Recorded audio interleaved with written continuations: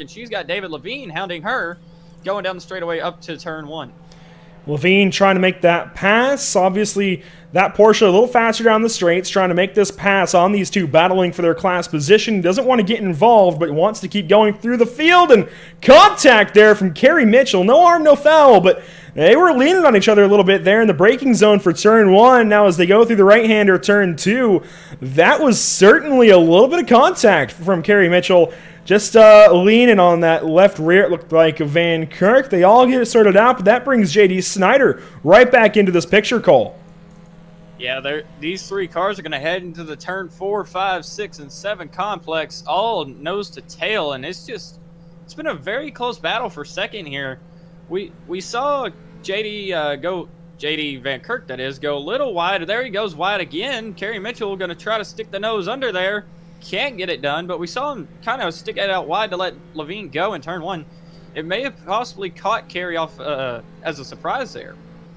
Yeah, I think Van Kirk braked a little bit early as well, and that's what set that whole thing up. But now the move here from Mitchell down the straightaway, down to turn number 10, trying to make the pass here on J.D. Van Kirk, and it looks like it just might work out. No, she's going to have to sit back behind Van Kirk for one more straightaway. That opens the door possibly to Snyder, drafting down the front straightaway, down past the start-finish line, back down to turn number 1. And those 5 cars there in a train. Snyder looks to the inside, gonna try and beat her into the braking zone, goes into grass contact as those two are off.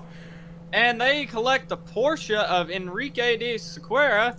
That's gonna cause massive damage to both of those cars, and I'm not so sure if J.D. Snyder's not gonna get a penalty for. And he's trying to get that car refired there in the grass on the inside of turns 1 and 2. Mitchell going to continue on. You see her pulling back onto the racetrack. Snyder may have been waiting on her. Snyder's still sitting parked there, though, in the grass. Finally tows. So we'll go back up to Carrie Mitchell. And she's going to hold on to an okay position. Now P7 in class has some work to do and some damage to the right side of that machine. Get a replay on your screen of that. And that one certainly did not look very good. Obviously, I don't think intentional by any means from Snyder there, but still, a big move into 1, and unfortunately that's going to possibly end their races. Yeah, I believe JD just had a little too much rear bias, got on that grass just like we saw David Levine earlier, and it was almost a similar wreck, actually, because they just slammed into each other side-on-side impact, and Enrique de Sequeira actually caught a little piece of that, so a little unfortunate for him. He was just a standby trying to get through the. And Carrie Mitchell is going to have to come down the pit lane here for repairs, it looks like.